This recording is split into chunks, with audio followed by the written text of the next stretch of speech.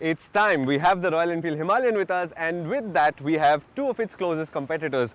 The Mojo, which also aims to be a tourer, and the KTM Duke 200, which is probably one of the most popular motorcycles in this segment. The key thing to note, all of them are within 20,000 rupees of each other, and this is going to be a fantastic day.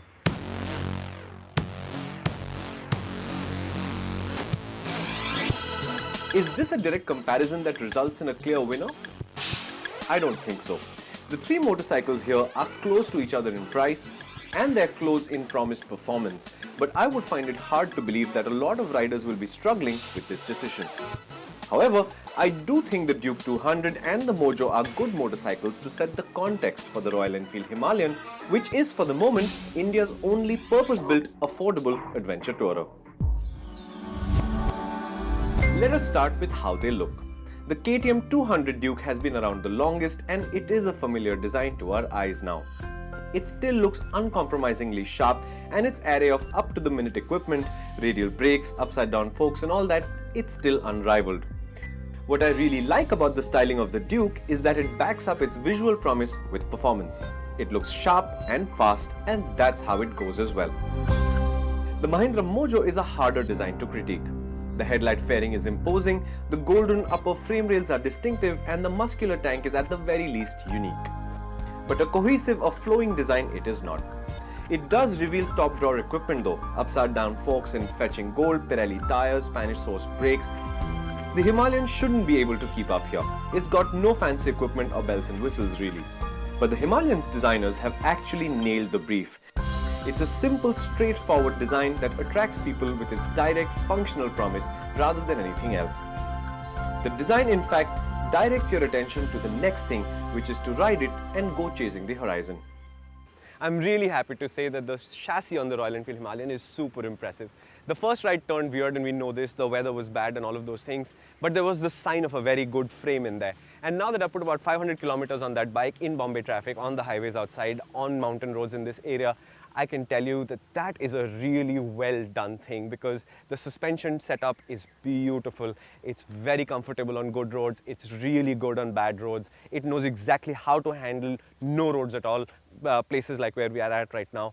And perhaps that compromises its ability in the corners a little bit, so it feels a little bit vaguer than most street bikes would, but I don't mind. It's a fantastic setup for Indian conditions. The question really is, does the engine match that level of competence that the chassis brings to the Himalayan stable?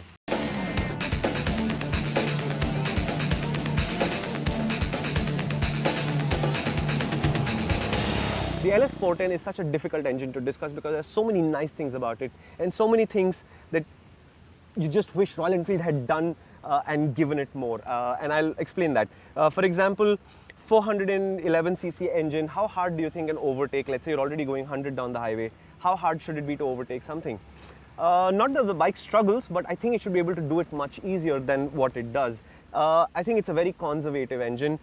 It does move the Royal Enfield game on because this low level of vibration is not available on any of the other Royal Enfields. But you do miss more torque. I mean, the KTM Duke 200, for example, flies through traffic so hard and so easy. And this thing finds it a little more difficult. It has a laid-back mood, and I'm not sure why. It's almost as if they scaled the engine back down so it would fit into the existing lineup rather than stand out. And I do wish that it stood out, because if I were to tell you the shining highlight of the Royal Enfield Himalayan, it would not be the engine. The trouble with the Duke really is that KTM doesn't believe in calm motorcycles that appeal to a wide range of people. They like their motorcycles hard, fast and agile, and that can sometimes be too much to handle for some people. From this perspective, the Royal Enfield Himalayan, it's a teddy bear.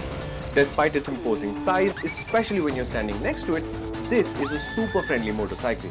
It quickly puts you at ease and allows you to get on with riding rather than worrying about it. That friendly nature is crucial from Royal Enfield's perspective. In difficult conditions, it allows riders to carry on. But more importantly, it makes accessing the motorcycle easy for people buying their first Enfields. Unfortunately, the LS410 cannot match the KTM's performance despite having over double the cubes. And it isn't hard to see why. Having owned a Duke 200 before, I'm very familiar with this motorcycle, and I have to say, riding it today after a long time back to back with these motorcycles, the lack of weight of the Duke 200 is actually a very intense experience. And it's not a small difference either, because this thing is 20 something kilos lighter than the Mojo, it's 40 something kilos lighter than the Himalayan, horsepower is about the same, and that manifests because it is such a responsive light motorcycles. In riding, you might actually think that, some part of these two motorcycles, like for example, the Mojo's rear wheel or the Himalayan's front wheel or something, weighs as much as this entire motorcycle. That's how much difference there is in feel. And it makes the Duke so responsive that sometimes you might interpret that as being too frantic. But honestly, if the other two motorcycles were to lose substantial amounts of weight, it would make a world of difference to their feelings. When you switch from the Duke and Himalayan comparison to the Mojo and Himalayan comparison, it's a major perspective change. The Mahindra comes closer to the Royal Enfield in the sense that it is positioned as a tourer just like the Himalayan is. But it has a bigger engine than the KTM, and despite giving up 100 odd cc to the Royal Enfield, it makes the same peak torque. In fact, as we've said in our road test, the Mahindra engine is marvelous. It feels unbreakable, and its sense of authority in the mid-range is terrific. The Mojo's been around for a while, and in many ways its strengths and weaknesses are exactly opposite of what the Royal Enfield Himalayan does.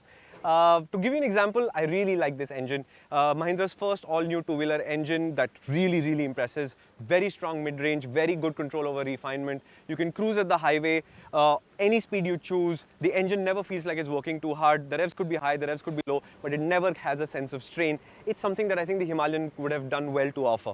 On the other hand, the Himalayan's frame is awesome. This frame is a little bit odd, and I tell people who write to us at Overdrive and ask us if we should be buying it, we tell them, go for a long ride, borrow it from the dealer, go for 10-15 kilometers, spend half an hour, 40 minutes on it, and you'll immediately get a sense of whether you can live with the Mojo or not, because it's a very distinct, peculiar flavor, and there'll be people who love it and people who just will not be able to handle it.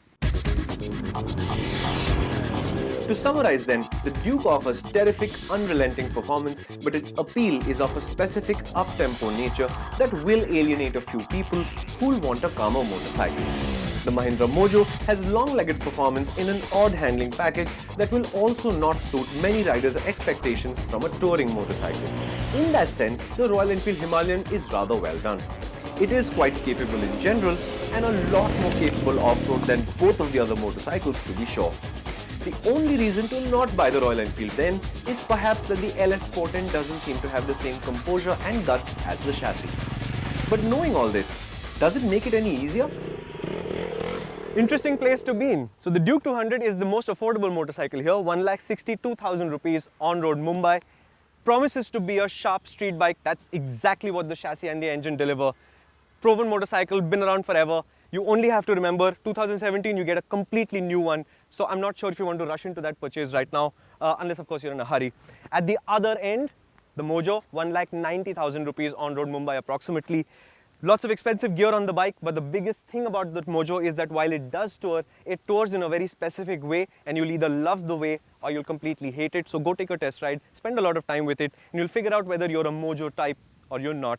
And in the middle sits the Himalayan, 1,80,000 rupees on-road Bombay, and it's a very interesting package because the only thing it cannot do really is be hustled. You cannot ride it hard. The Duke doesn't mind it. The Mojo doesn't mind it. That it wants to do 95 kmph and it wants to do it in a relaxed, calm fashion. If you can handle that, the rest of the package works really well. The only question with the Himalayan really is how reliable is this motorcycle, and I'm not saying that because it's a Royal Enfield, as the same question has to be asked for every brand new motorcycle that shows up. So in 8 months' time, we'll know how reliable this motorcycle is. I have no real reason to believe things will break because we've put this particular motorcycle through almost 600 kilometers of fairly serious abuse. It's held up really well, and that's really the only question remaining. Will this thing remain this good for a long time? And that's a story we'll come back to you, I don't know, in about a year's time.